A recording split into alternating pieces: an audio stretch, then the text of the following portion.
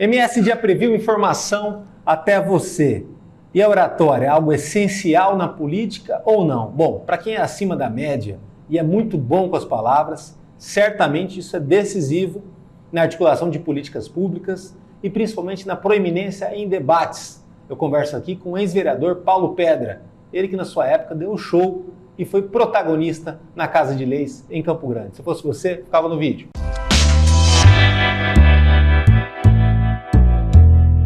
Seja bem-vindo. Obrigado. Bom ter você aqui, bom Legal. ter o senhor aqui, com todo respeito à tua história. Você. Tua história na política, história bonita, história de uma vereança que deu certo, Deu. né? E que simbolizou um jeito autêntico de fazer política e um jeito que ajudou a cidade a crescer muito, seja quando foi oposição, seja quando foi independente, seja quando foi situação, sempre teve mostrando uma preocupação muito grande com a cidade e uma preocupação inteligente. O Serginho Groisman fala lá, vida inteligente na madrugada, né? De certa forma, a política de hoje está faltando um pouquinho de inteligência, apesar dos recursos mais diversos que existem, de acesso à informação, distribuição da informação, checagem e tudo mais. É muito mais tranquilo, muito mais simples você enfrentar demandas hoje. Mas, ao mesmo tempo, a gente vê as demandas se empilharem e o cidadão fica bastante insatisfeito com toda essa questão, né? Você tem razão em relação as notícias chegam mais rápidas, né? São mais céleres. E as decisões políticas são mais devagar. Né? Porque é hesitação? Porque, assim, ó, eu vejo o seguinte, a inteligência na política, ela é super importante. Porque ela tanto pode intimidar o seu adversário, pode ajudar o seu adversário a concordar contigo, ou se não for o adversário, o próprio par. E ela faz com que aquela ação que você vai fazer, e que tantos fazem, ela seja definida como legado ou não. Você sempre privilegiou muito isso, né? Até pelo perfil, pelo conhecimento do estatuto, né? das leis, do regimento e tudo mais. Hoje tem faltado um pouco isso, muito por conta da timidez, de certa forma, dos que hoje estão representando. Absolutamente por falta de vontade. Você acha que é falta de vontade? Falta de vontade. As pessoas se preocupam com outras coisas ao invés de se preocupar com o ABC. Né? Vamos falar da vereança. A vereança, você tem que se preocupar em 1 mês, 2 meses, a ter o regimento interno e a lei orgânica na cabeça. 3 meses você tem, não precisa ser ansioso para em 1 semana você vai ter. Né? As pessoas têm que saber a diferença, quem está lá. Senão fica difícil entrar num debate. De um pela ordem para uma questão de ordem. As pessoas não sabem a diferença de questão de ordem pela ordem, não sabem a diferença do que é sancionar uma lei, do que é promulgar uma lei, derrubada do veto. Essas coisas são coisas básicas, né? Mas eu sempre falo que nós, quando eu estava lá, o legislador errou.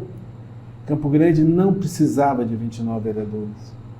Então é uma posição que eu também concordo. A Assembleia tem 24 deputados para atender todo o estado de Mato Grosso do Sul. Para que nós termos 29 vereadores? Acredito que com 21 que era, ou talvez com 24, estaria bem. Né? Isso também dá uma... Mudou o nível da discussão, do debate, muda, né? da atuação política? Muda.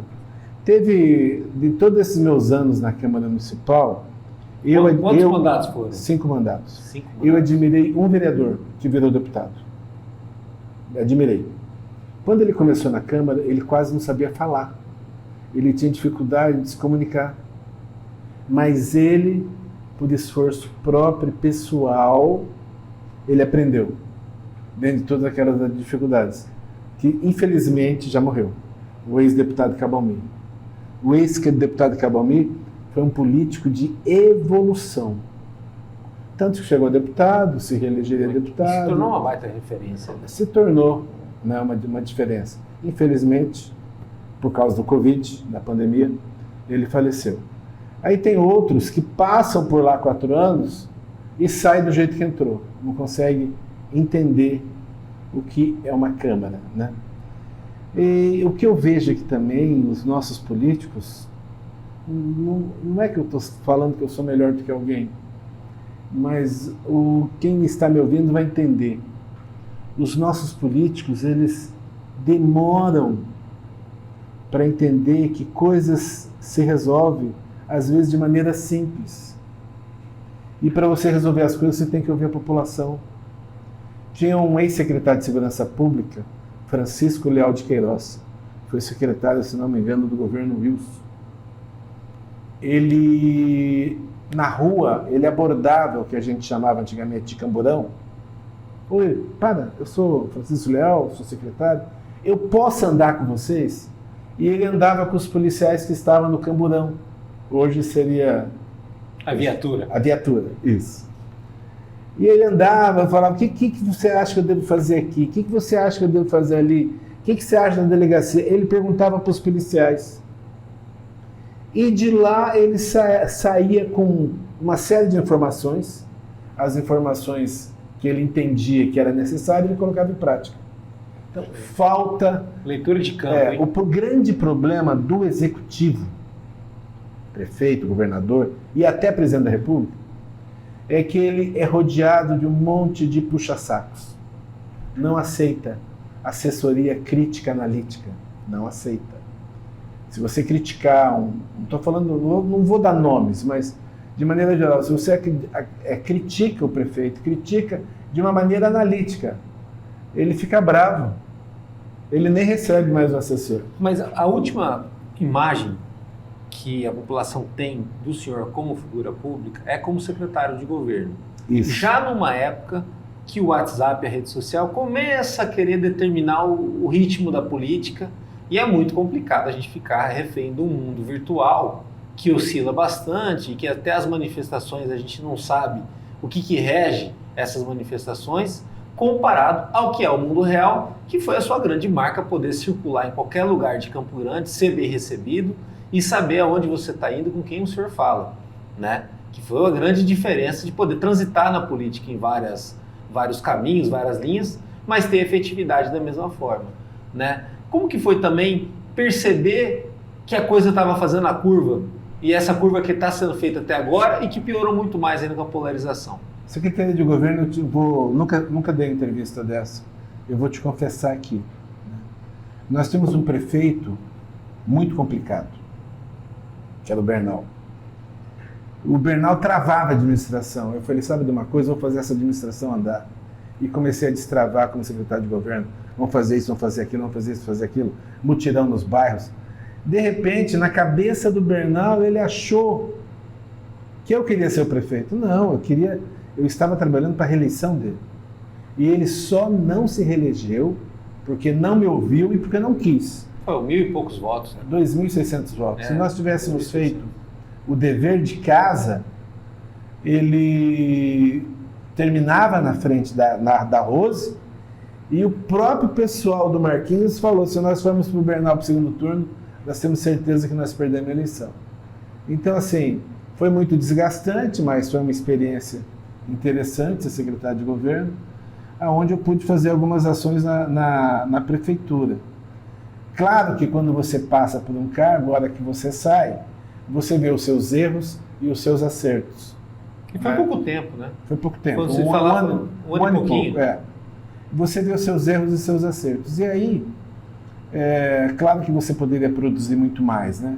Quando você está no cargo, principalmente no executivo, o dia a dia, a agenda te consome. Se você não souber dividir, eu preciso desse horário para pensar. Esse tal horário é para planejar. E esse tal horário é para atender. A máquina te engole, você entendeu? Ela te engole de uma tal maneira que a hora que você vê, já acabou o dia, já acabou o mês, já acabou o ano. E isso acontece com quem está no poder e não consegue enxergar isso.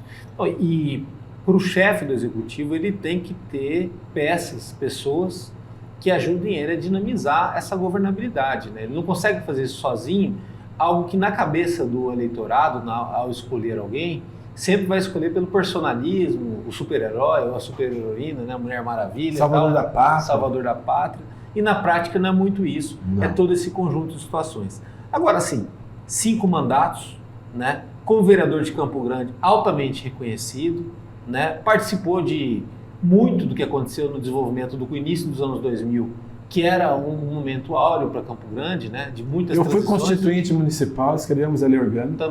Também, que conta muito. E de lá para cá, o senhor acha que a política mudou muito ou a gente que mudou bastante para se desconectar da política, embora muita gente se veja politizado, né, ao discutir mais sobre esse assunto? Eu digo assim no seguinte sentido, que política, no fundo, é um exercício também de cidadania, né?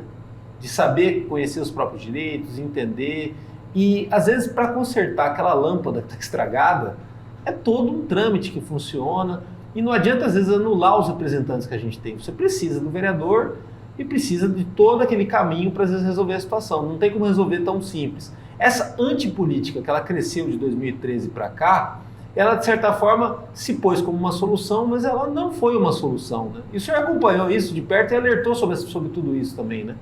Eu acho que o grande problema hoje é que o país está polarizado. E vai demorar ainda para despolarizar? Muito. É um processo democrático, de redemocratização. Vai assim mais uns 15 anos. E polarizou. Os que se declaram de direita nem sabem o que é direita. E o que se declaram de esquerda. O de esquerda é um pouco mais estudado, né? E que ele lê mais, né? O pessoal da direita consome muito WhatsApp. E por isso que você produz muito fakes. As redes sociais estão cheias, lotadas de fakes, né? E sempre tem que filtrar, né? O que está consumindo. Sempre tem que filtrar a informação. O senhor hoje, no mundo que o senhor foi vereador e teve destaque, representou a Campo Grande também, não se discutia tanto esses adesivos, essas caixinhas, o que o cara é, o que o cara não é. Hoje, como seria o Paulo Pedra no mundo de hoje? Já iam perguntar logo de cara se entrasse para resolver uma questão de alguma rua. Não, mas primeiro, o que o senhor é? Aí o que o senhor responderia? Eu tenho uma formação do PDT, né? Eu me considero Brizola, né? Um cara de centro... Social-democrata nacionalista. Porque, sobretudo, Brizola era nacionalista. Em primeiro lugar, no Brasil. Nós não temos que acompanhar ninguém, nós podemos ser parceiro. Mas ser comandado, não. O Brasil tem que estar lado a lado. Autonomia, soberania. Jamais tem que estar atrás de alguém, tem que estar do lado. Esse é o pensamento da social-democracia. Mas está muito polarizado. O cara quer saber se você é Bolsonaro ou se você é Lula.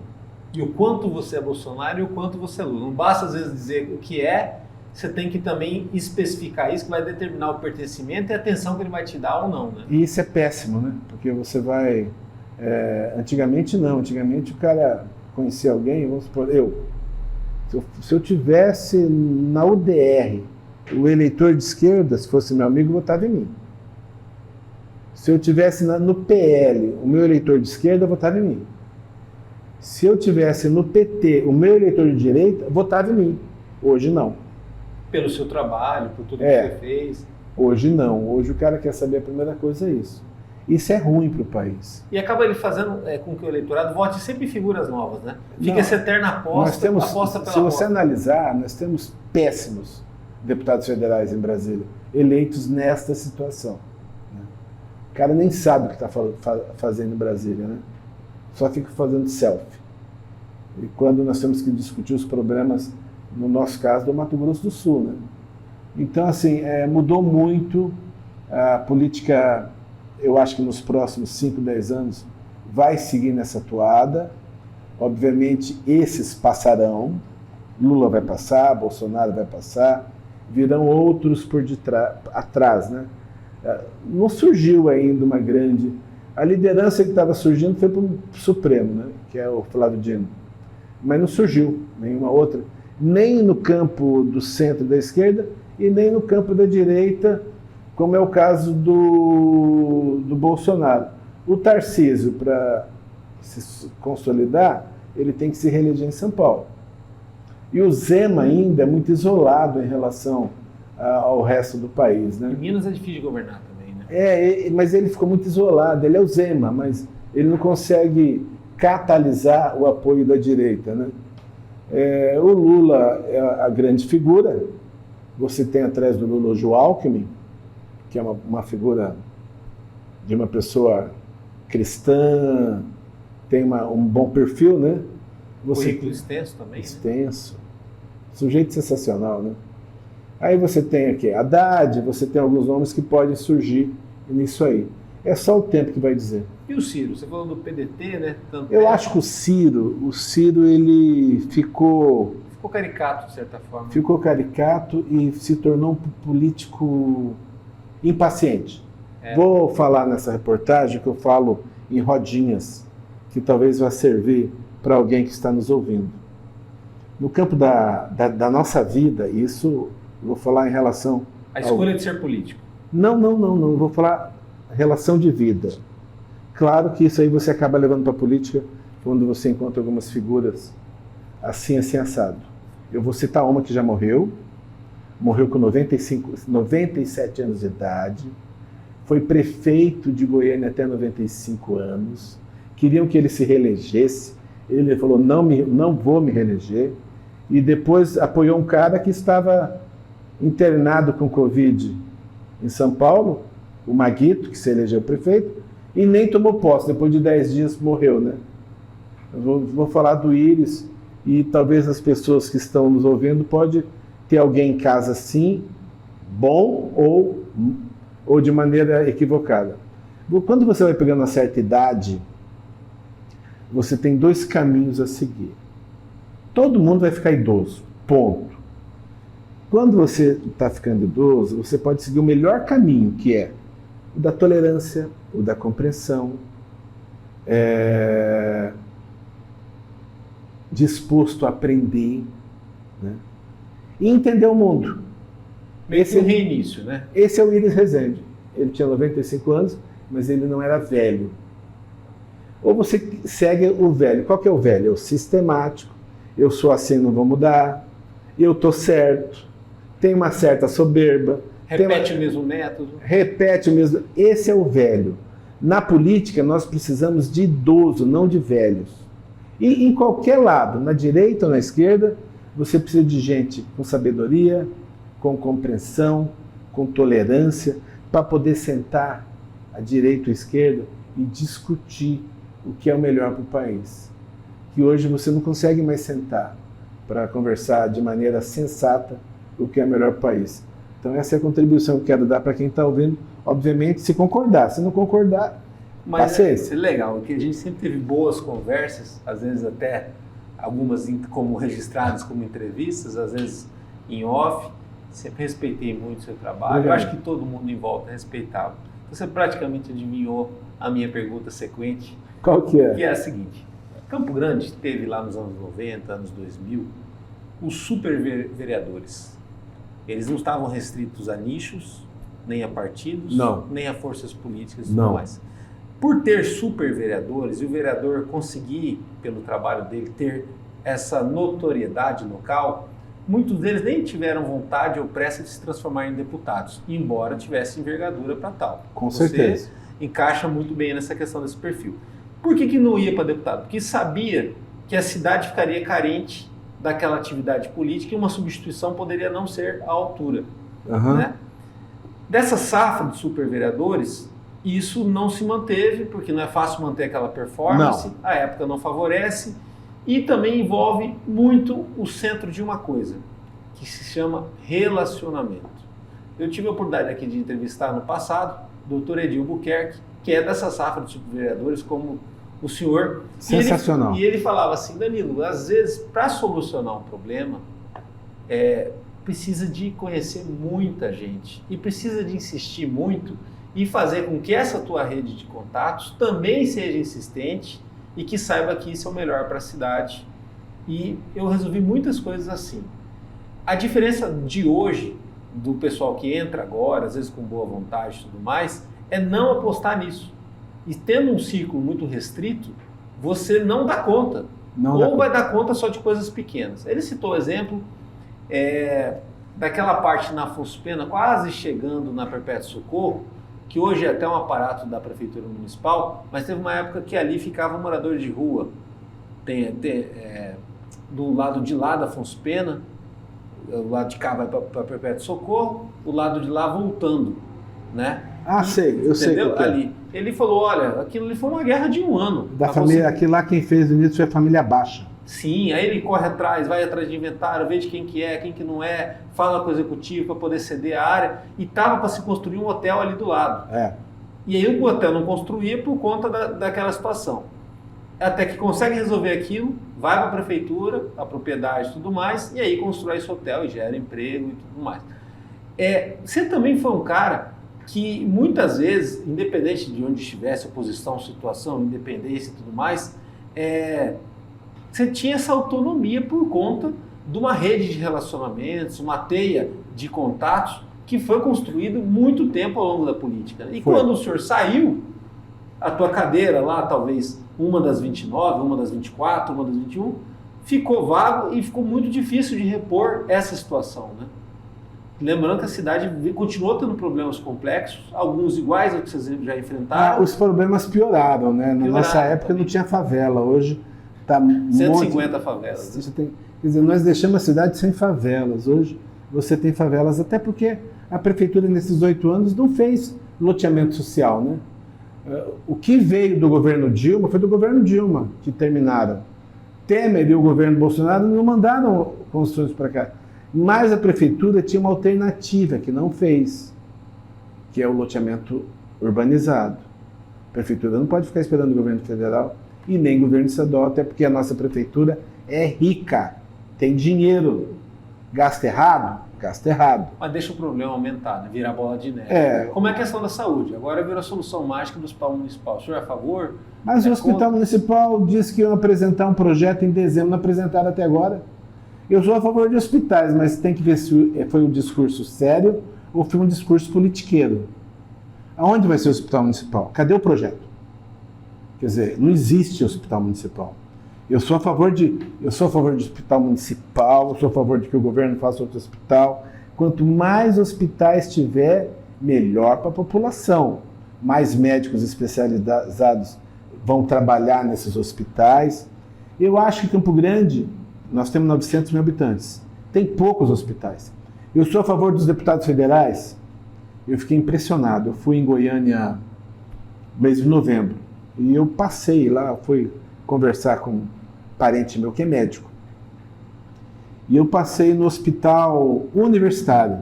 Rapaz, são 6 andares, enorme. Os nossos deputados e senadores têm que fazer com que o nosso hospital universitário, que é bom, mas é pequeno, muito pequeno, se transforme no igual de Goiânia. Sabe, fazer ali um negócio decente. Olhar a referência sim, porque nós temos as universidades de medicina aqui, que hoje são 3. Faz um hospital universitário decente. Esse, não que esse seja indecente, né? É que esse já está superado pelos anos. Sim. Esse hospital foi feito pelo Pedro Pedrocian em 66. Meu Deus, é muita coisa. 67, inaugurado. Ou seja, olha quanto tempo.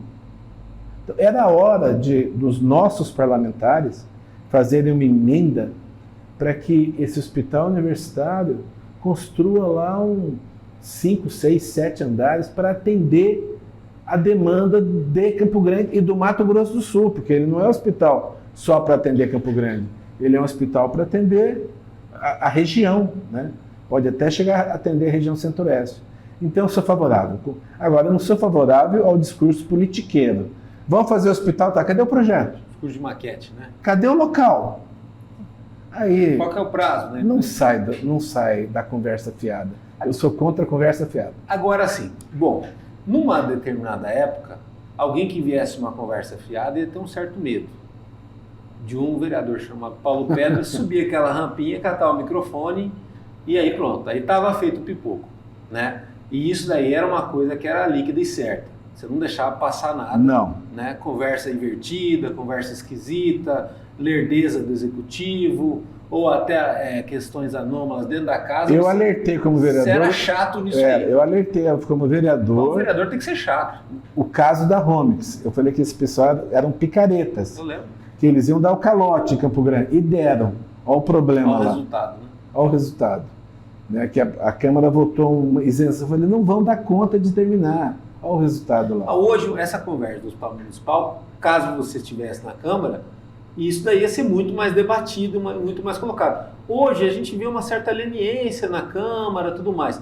O vereador ele tem que ser chato, ele tem que ser cri-cri. Eu me lembro, não sei, acho que não é da sua época, não sei. Você lembra que ficou mais de ano, muitas pessoas não vão lembrar disso, na Ceará, naquele viaduto que ia para Uniderp, ele ficou interrompido, mais de ano. Deu uma chuva. Na passagem da Ceará. Na passagem da Ceará. Deu uma chuva e caiu lá. Desbarrancou, né? Desbarrancou. E ficou um ano, eu cobrava todo dia através de uma placa. Eu ia cobrar do hospital. Vem cá, vocês falaram, cadê o projeto do hospital? É um absurdo. Olha, falar é uma irresponsabilidade. Quando o prefeito, o governador, o presidente da República, for imaginar lançar uma coisa, ele já tem que estar com o projeto pronto. Para depois de um mês, 2 meses, ele está aqui o projeto. Vai ser aqui nessa área, nós vamos viabilizar recurso assim. Eu acredito que para o hospital não falta recurso. Você tem várias... Do orçamento da saúde, né? Orçamento da União, você vai até no BNDES, você vai no Banco Interamericano, você tem várias situações que você pode buscar recurso para o hospital, né? Eu sou favorável, quantos hospitais quiserem fazer, hospital, escola, creche, que hoje se chama EMEI, né? Cara, tem que fazer, porque a nossa população precisa disso. O senhor cobrava também muita questão do trânsito também, né? A gente tem um ordenamento e alertava sobre o futuro. O futuro foi sinaleiro na rotatória, né? E situação difícil nas ruas. Você tem local ainda que até hoje o asfalto está no papel, mas não está na casa da pessoa ali na frente. O problema do trânsito, né? Tinha muitos estudiosos em trânsito, eu conversava mais com eles, né? Campo Grande tem poucos viadutos, nós temos que ter os chamados minhocões, né? Em alguns pontos, nós temos que ter. Tem um ponto aqui, ali no cemitério Santo Antônio, que você tem que fazer alguma passagem por cima, ou transferir aquele cemitério para outro lugar. Né? Que pode também, né? É muito pequeno, né? Hoje não dá mais para enterrar ninguém, pode transferir. Eu sei que talvez a gente fique brava comigo, mas eu estou pensando a cidade, né? Você poderia ter um viaduto na Coca-Cola, você poderia ter um viaduto na Guaicurus. São pontos que você tem que estudar, né? Parte do Parque dos Poderes, né? No próprio anel, né? No próprio anel rodoviário, você tem pontos que você já tem que pensar nisso. Mas isso ficou fora de moda também, essas discussões, né? Às vezes ficam mais pautados pela rede social e coisas...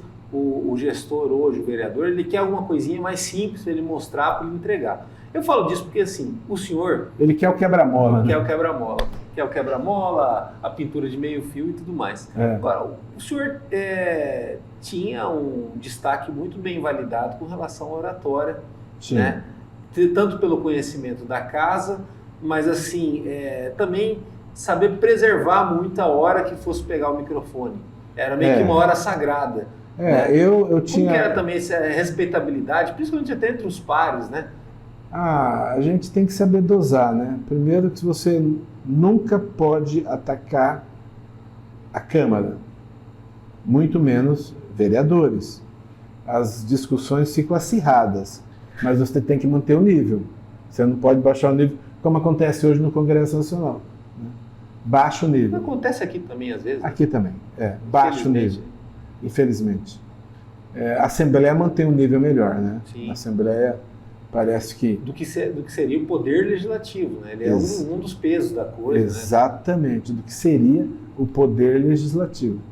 Então, assim, eu respeitava demais essas situações. Hoje, os vereadores parece que não buscam ter essa aula, né? Se eu voltasse hoje para a Câmara, eu acho que seria interessante demais a escola do Legislativo fazer reuniões com os vereadores novos, para que eles possam aprender postura de plenário, qual o vernáculo, a verborragia que você pode falar, outra não, né? Como é que você deve agir, porque senão você, no próximo mandato, vai entrar novos vereadores também com esses mesmos problemas. Mas a gente espera que eles aprendam, né? E muitos não aprendem. Né? Tanto é que assim, também tem esse plano da taxa de renovação, né? A vereança vira uma eterna experimentação do eleitorado, da história do troca todo mundo. No interior é bem assim. Às vezes não. Você tem 13 cadeiras, troca 10. Troca 10, no interior acontece. Aqui dos 29, existe esse risco agora para 2024 de trocar todo mundo. Não acredito. O senhor acha que não, né? Pesa muito também, porque na capital o nível também ajuda bastante a preservar isso. Você tem vereadores ali, né? Por exemplo, eu acho que a Câmara acaba voltando de 14 a 15. Vamos supor, 13, volta a 15. De 14 a 15, eu acho que acaba voltando pelo trabalho longo que eles têm. Pior coisa para um vereador é o segundo mandato. A reeleição é pesada. Como foi para o senhor o segundo mandato? Pesada. Foi na eleição de 2004, né? Você tem a primeira eleição, então você Isso é uma novidade. Isso é uma novidade. Você acaba decepcionando, não dá para atender todos, uma parcela do seu eleitorado. Aí você tem que ir atrás de um outro eleitorado que não te conhece, né? Para você poder se reeleger. No terceira reeleição já é mais fácil, porque você teve alguns da primeira que voltam, alguns da segunda que ficam, e o da terceira que você vai colocar também para ter os seus votos, né? Se trabalhar certinho, é mais fácil a terceira reeleição. Se não trabalhar, perde. Mas o mais difícil é a segunda reeleição. É um crivo, né? Que muita gente fica no caminho por conta disso. E eu também acho que na segunda reeleição é mais difícil na Assembleia, como também é mais difícil na Câmara Federal. Depois você pega o caminho das pedras. Agora, na vida pós-política, mas não é uma vida de fim da política, porque o senhor pode voltar a qualquer momento, e ainda é alguém com alta expertise, muito conhecimento da área, e normalmente sempre consultado, ainda mais em época eleitoral, Sim. sobre como funciona, o que fazer, porque como vai trocando tanto, você gera dúvida, você busca quem tem essa reserva toda de conhecimento, de estruturação. E eu não perdi a minha conexão com os bairros, né? Sim, é chamado de vereador até hoje. Vários bairros eu tenho as conexões de amigos que a gente fez no longo dos anos, né? Que gostam de mim, a recíproca é verdadeira. Eu sempre falo que a eleição está nos bairros. Aqui no centro você consegue um percentual, mas se você não tiver voto nos bairros, fica mais difícil a sua eleição. Mas o que o senhor falou até também teve gancho do que eu vou falar agora. O centro é um lugar triste, é um lugar de lojas fechadas, é um lugar que menos gente frequenta. Isso eu posso te explicar. E o senhor é empresário na vida pós-política. Como que é ser empresário em Campo Grande, numa Campo Grande que sempre teve a marca de ser um ótimo lugar para a galera do comércio, para quem vem crescer, para quem vem empreender, vive hoje um momento tão difícil, tão dramático, por vários fatores nacionais, mas também por fatores locais. Né? Faltou para os prefeitos adensar o centro. Você tem no interior de São Paulo centros adensados, ou seja, com gente. E no interior do Paraná também. Cidades mais ou menos parecidas com Campo Grande. Maringá, por exemplo. Maringá, Londrina, parecida, né? São José do Rio Preto, Ribeirão Preto. Mas o que aconteceu em Campo Grande? O Planurb veio, excelente. Nós não podemos, uma cidade não pode viver sem o Planurb. E colocou um monte de regras. Tem que colocar. Só que no meio do caminho eles esqueceram uma coisa. E aí faltou um prefeito falar isso para eles, né? Ou um secretário de obras. Gente, precisamos adensar o centro. Como é que se adensa o centro? Eu vou dar a receita aqui para quem se candidata a prefeito. Você vai no Planurb e fala assim, aonde eu posso autorizar no centro, nas ruas do centro, a fazer construções até 6 andares, apartamentos direcionados, com banheiros adequados, com acessibilidade, para idosos, onde eu posso. O Planurb vai chegar e falar, prefeito, você pode autorizar fazer construção de apartamento rua tal, porque tem que ter o planador, precisa viver na bagunça. Sim. Não pode ser desordenado. Não. Rua tal. Você chama os construtores, fala o seguinte: quem fizer prédios mais ou menos nesse modelo, dado pelo Planurb, vai ter isenção de TBI, vai ter isenção de SS, que é caro pra caramba.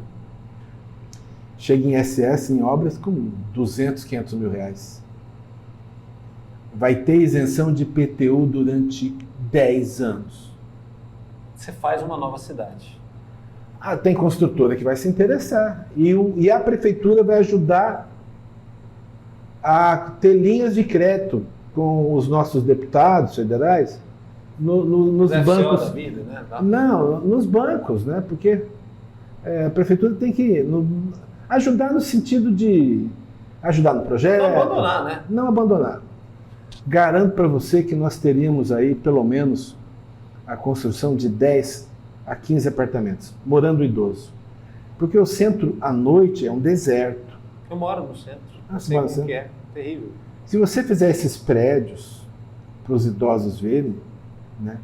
Vem a família junto? Não, eu coloco minha mãe para morar no centro, no apartamento novo, no apartamento adequado, acessibilidade, local para eles se reunirem, entendeu? Uma coisa bonita, que não pode ser muito caro. Por isso que as isenções tem que ter. Aí o centro vai adensar. Se não fizer isso, as moradoras aqui já foram para os bairros. Tem gente de 20 anos que não conhece o centro. Tem gente de 20 anos sabe que a história, né? foi uma vez no shopping Campo Grande. Nunca foi.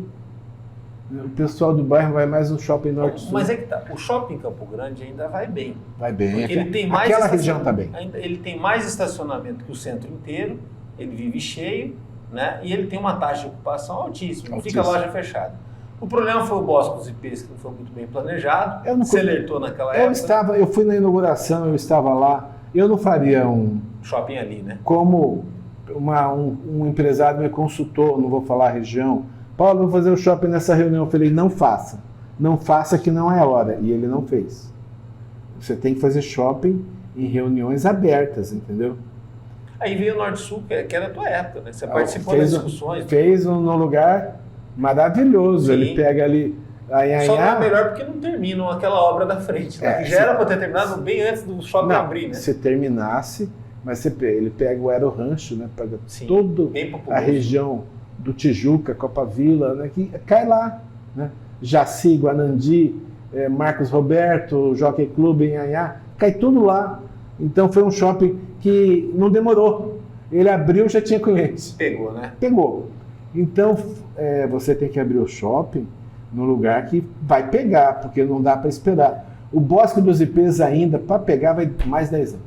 Né? Muito tempo e com incentivo, né? Agora, você falou da solução do trazer idosos para o centro, estão fazendo aquele condomínio ali na beira do Horto e até se discute uma parceria política pública-privada, né, para o Horto, que virou outro lugar abandonado também, que ninguém frequenta, e um dia já foi muito forte, um lugar para a família passar, né?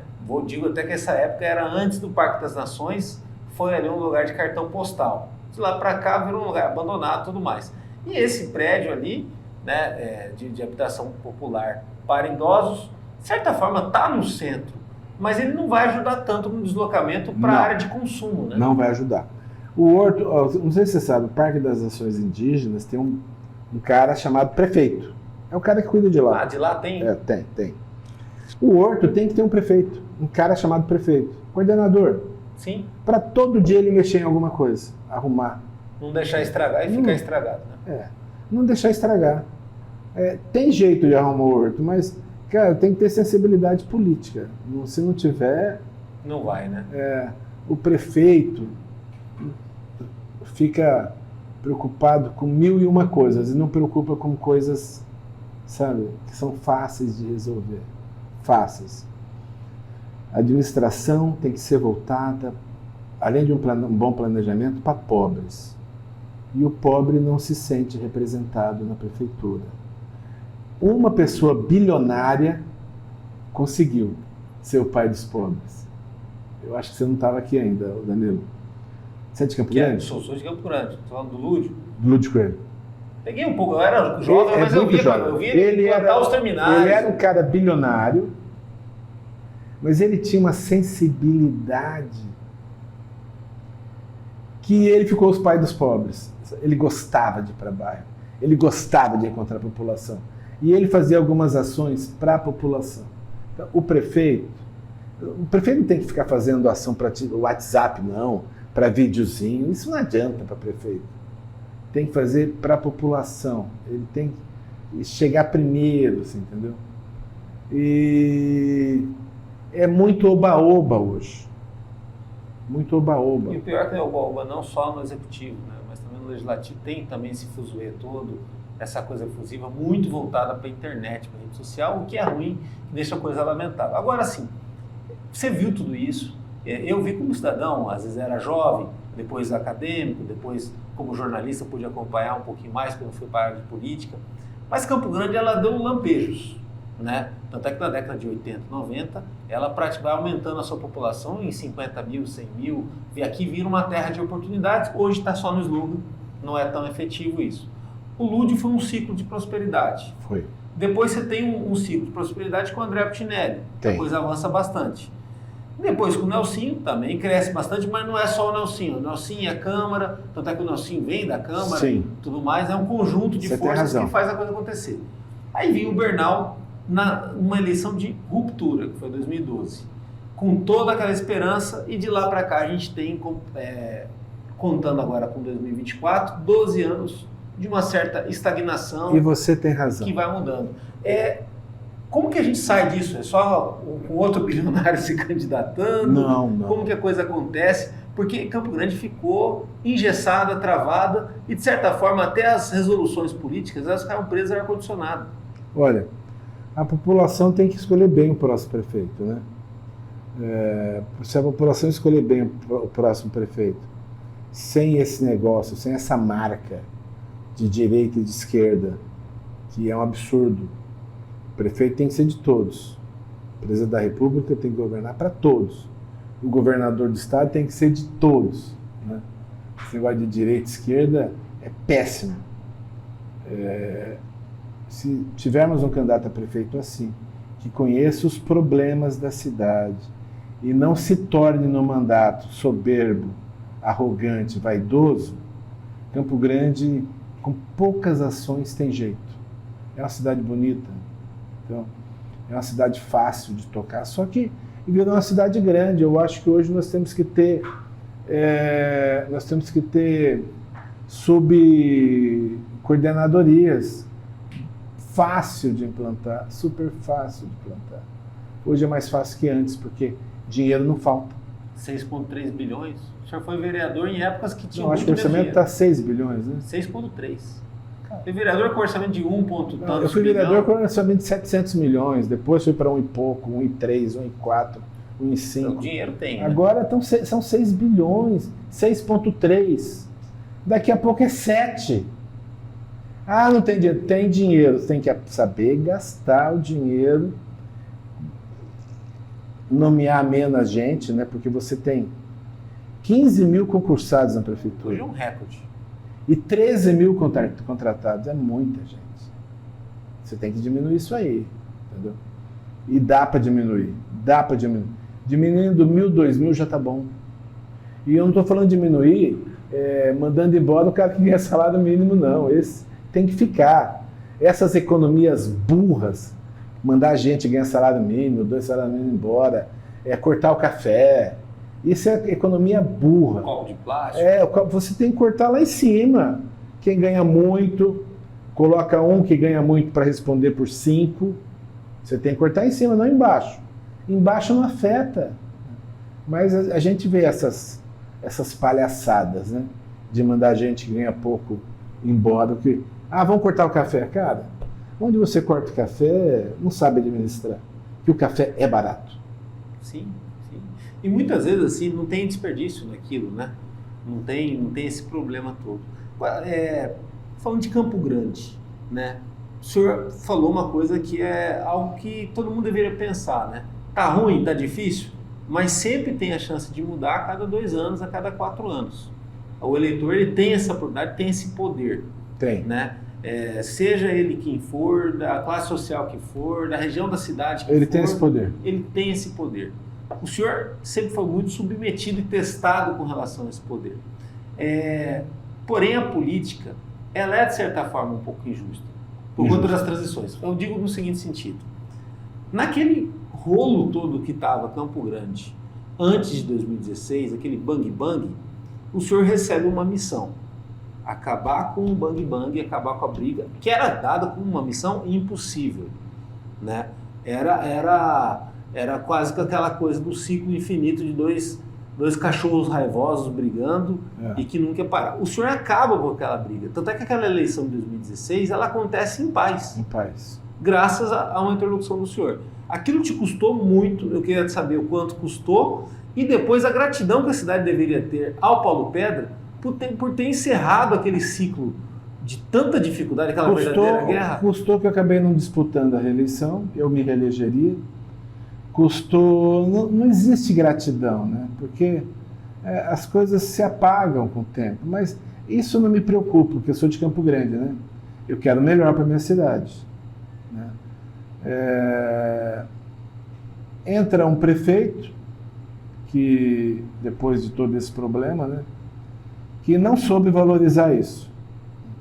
Porque isso era praticamente algo que ninguém sabia o quanto ia durar, machucou a vida de muita gente e parecia algo impossível de ser cessado. Só alguém muito experiente e capaz de controlar toda aquela temperatura política faria isso. O senhor conseguiu essa missão em meses. Foi cansativo. Né? Cansativo. Tanto é que a eleição ocorre, né? E talvez o tempo que o senhor gastou com isso foi o que pesou para o Bernal ir, né?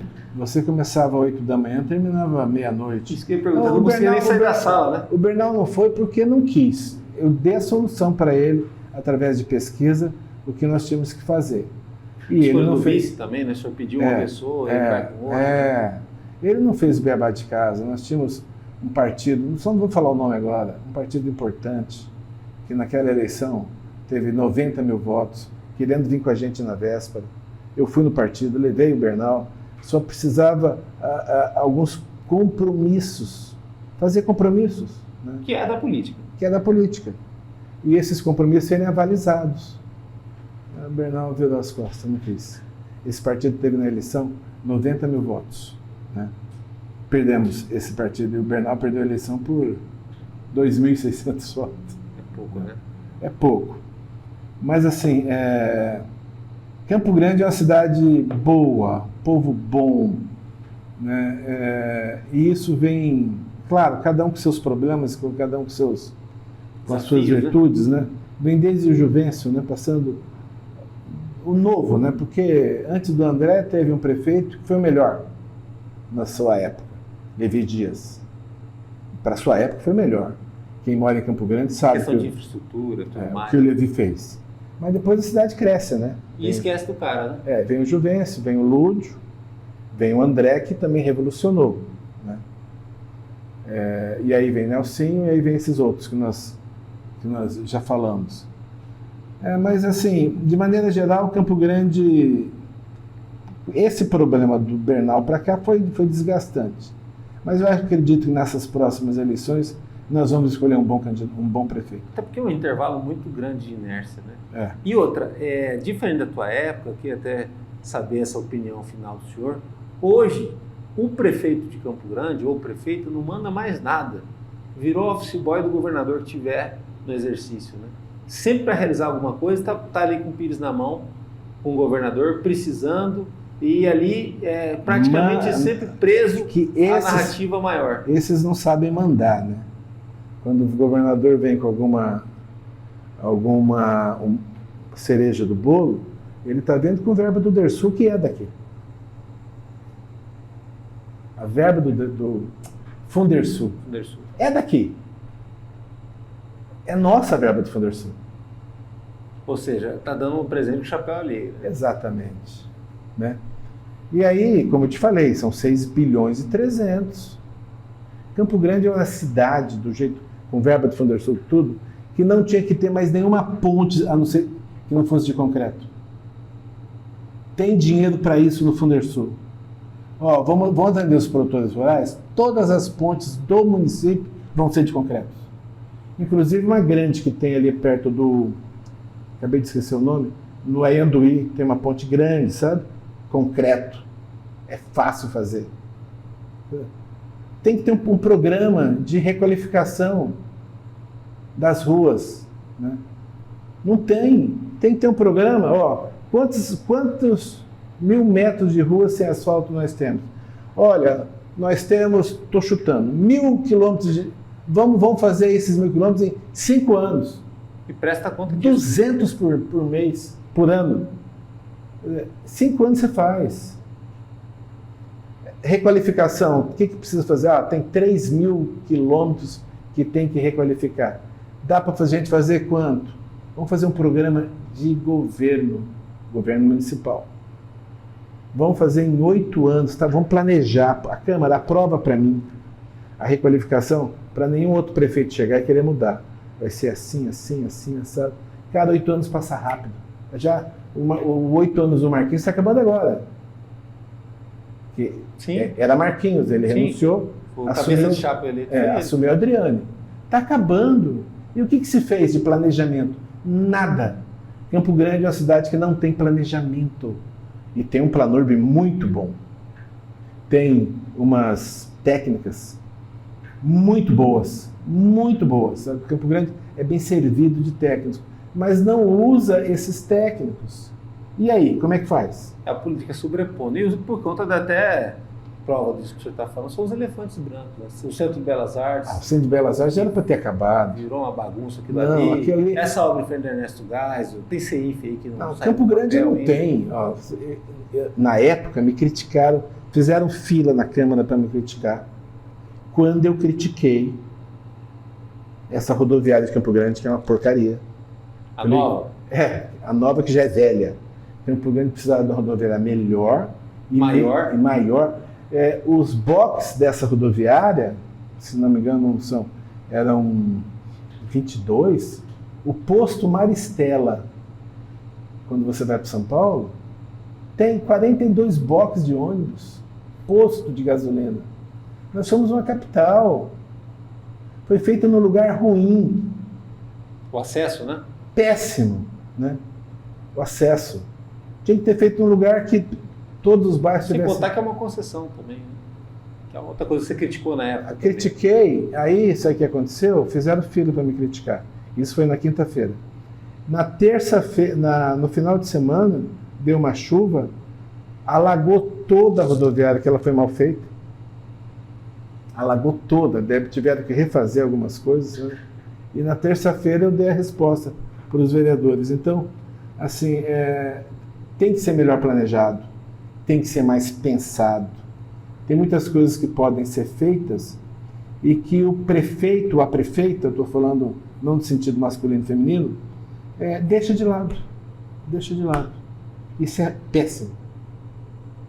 São coisas que precisam mudar, né? E às vezes o mudar não é trazer algo novo, às vezes é recuperar algo que já foi feito. A prefeitura tem excelentes concursados técnicos, eles têm que ser ouvidos. Não são. Ouve esse povo que está lá, que depois que o prefeito vai sair, eles vão continuar. Vão até aposentar, né? Então, eles vão continuar. O prefeito, o vereador é passageiro. O servidor concursado, não. Ele fica até aposentar. E acompanha o nosso trabalho no www.msdia.com.br. Lá no YouTube tem os cortes, as entrevistas completas, também muita coisa no Instagram e no Facebook do MS Dia. Até a próxima.